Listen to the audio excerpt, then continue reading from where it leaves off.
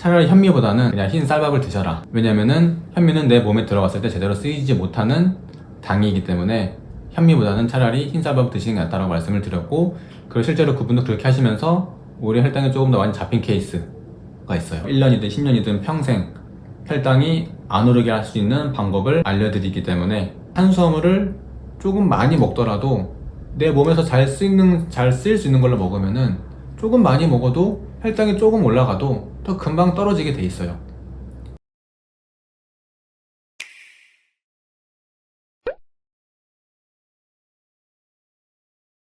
유튜브든 어디 들어갔을 때 그냥 이것만 먹으면은 뭐 식사 전에 이 세 가지만 먹으면 뭐 이 한 가지만 먹으면 이 몇 가지만 먹으면은 혈당이 잡힌다 라고 하는 것들은 조금 조심하실 필요가 있어요. 물론 그 말 자체가 틀린 말은 아니에요. 어떤 사람에게는 그게 효과를 볼 수 있지만 어떤 사람에게는 또 그게 도구로 작용할 수 있기 때문에 그냥 무조건적으로 이 식품만 드세요, 이 약만 드세요, 이런 특정 식품만 드세요 라고 하는 경우는 조금 피하시는 게 좋을 것 같아요.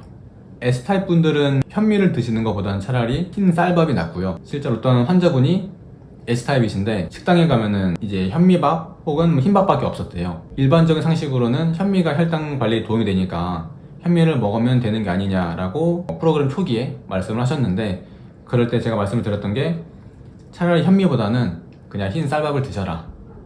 왜냐면은 현미는 내 몸에 들어갔을 때 제대로 쓰이지 못하는 당이기 때문에 현미보다는 차라리 흰 쌀밥 드시는 게 낫다고 말씀을 드렸고, 그리고 실제로 그분도 그렇게 하시면서 우리 혈당이 조금 더 많이 잡힌 케이스가 있어요.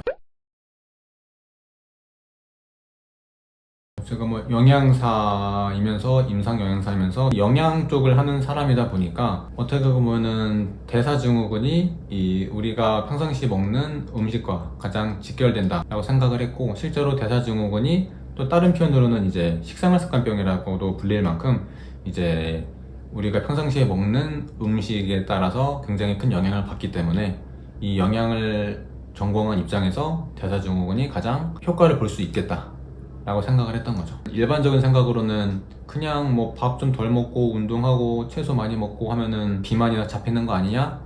라고 생각을 하지만 의외로 주변을 보면은 그거를 알고 있음에도 당뇨, 비만, 고혈압, 고지혈당자는 늘어나고 있거든요. 그렇다라는 거는 아까 말씀드렸던 채소 막 많이 먹고 그런 것들이 맞기는 하지만 그게 근본적인 해결책이 아닐 수도 있다는 거죠. 저희가 봤을 때 그게 아니고요. 채소를 많이 먹는 것도 당연히 중요하고 운동하는 것도 중요하고 그리고 탄수화물 적게 먹는 것도 중요한데, 저희가 봤을 때는 탄수화물을 조금 많이 먹더라도 내 몸에서 잘 쓰일 수 있는 걸로 먹으면은 조금 많이 먹어도 혈당이 조금 올라가도 더 금방 떨어지게 돼 있어요. 그리고 채소를 당연히 많이 먹으면 좋지만 많이 못 먹더라도 기본적인 뭐 탄수화물, 단백질, 지방 이런 것들을 나한테 맞는 음식들을 먹고 있다라고 하면은 채소를 조금 못 먹더라도 내 몸이 잘 쓸 수 있는 환경이 되기 때문에 당뇨나 고지혈증 이런 것들에 노출이 될 확률이 조금 적어질 수 있다라고 보는 거죠. 당연히 다른 질환도 식사가 중요한 건 맞지만 대사증후군이라는 것을 봤을 때 특히나 식사가 조금 더 중요하다라고 보고 있는 거죠. 좋은 음식이라고 했을 때 그러니까 뭐 탄수화물은 안 좋은 거고 단백질은 좋은 거고 하기 때문에 뭐 계란, 오리, 소고기, 돼지고기, 닭고기 굉장히 많은 것들을 먹지만 사람에 따라서는 돼지고기가 좋을 수도 있고 소고기가 좋을 수도 있고 계란이 좋을 수도 있고 사람에 따라 다르기 때문에 무조건 먹을 게 아니다 라고 말씀을 드리고 싶고, 계란 같은 경우는 이제 영양학적으로 봤을 때 굉장히 완전 식품으로 알려져 있지만서도 동시에 알레르기를 유발할 수 있는 식품으로도 분류가 되어 있어요. 그렇다는 거는 좋은 식품은 맞지만 누군가에게는 좋지 않는 영향을 줄 수 있는 식품이다 라는 거죠. 그런 것들을 생각하시면은 그냥 밖에서 좋다라는 것들을 무조건 다 먹을 게 아니라 한 번쯤은 이게 나한테 먹었을 때 문제가 없을까? 혹은 먹었을 때 조금 소화가 안 되는 느낌은 없나? 라는 것들을 생각해 보실 필요가 있다라고 말씀을 드리고 싶네요. 네.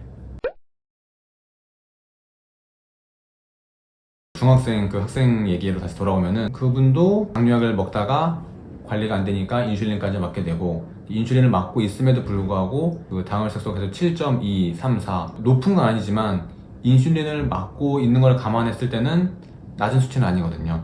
또 식사를 잘못하면 더 올라가고 그런 분이었어요. 근데 그렇게 되는 이유는 밖에서는 당뇨약을 먹고 인슐린을 맞고 있는데도 혈당이 안 잡히는 거를 알 수가 없는 거죠. 단지 그냥 식사 생활이 조금 안 됐으니까 혈당이 올라갔네요.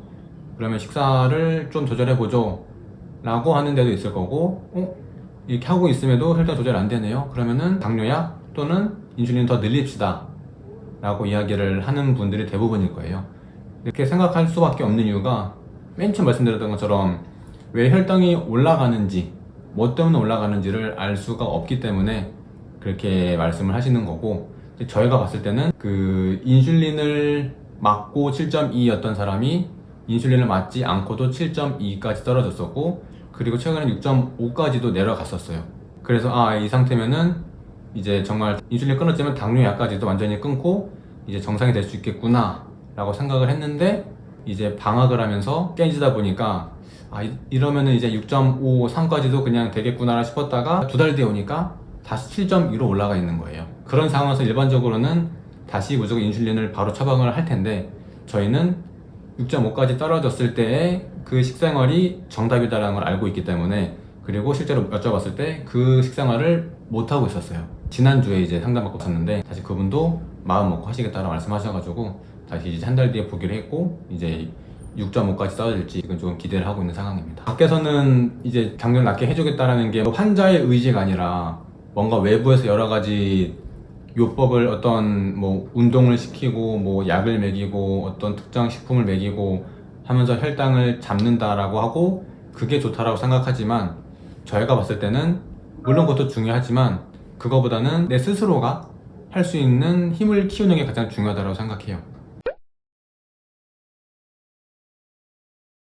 당뇨약을 평생 복용을 하면은, 물론 당뇨약도 뭐 급여 처리가 되고 뭐 비용 처리가 되기 때문에 비싸지 않다라고 생각할 수 있긴 하겠지만, 그걸 평생 먹는다라고 생각했을 때는 그 약으로 인해서 나타나는 부작용, 그 기회비용이 생각보다 크거든요. 그런 것들을 감안했을 때 저희는 단순히 그냥 3, 4개월 동안 식사를 바꿔가지고 뭐 한약이든 생약이든 뭐 여러가지 뭐 운동이든 조치를 취해서 잡고 끝이 아니라 3, 4개월을 하고 나서도 혼자서 유지할 수 있는 방법들을 계속해서 알려드릴 거예요. 그 3, 4개월 동안에도 이제 내가 어떤 걸 먹어야 되는지, 특히 어떤 걸 많이 먹으면은 혈당이 올라가니까 그건 좀 조심하시고 이런 거 드시지 마시고 대신 이런 걸 드셔라라고 계속해서 피드백을 드리고 말씀을 드릴 거고, 물론 그 3, 4개월 동안 하시면은 대개는 이제 거기에 익숙해지시면서 스스로 할 수 있는 능력이 생겨요. 그래서 대부분 쭉 가시는데, 물론 그렇게 하다가도 3, 4개월 지나서 다시 원래대로 돌아온다, 당뇨가 있을 때는 어떻게 해서든 치료하고 싶어가지고 여기 있는 대로 열심히 하는데, 문제는 그렇게 하고 나서 좋아졌다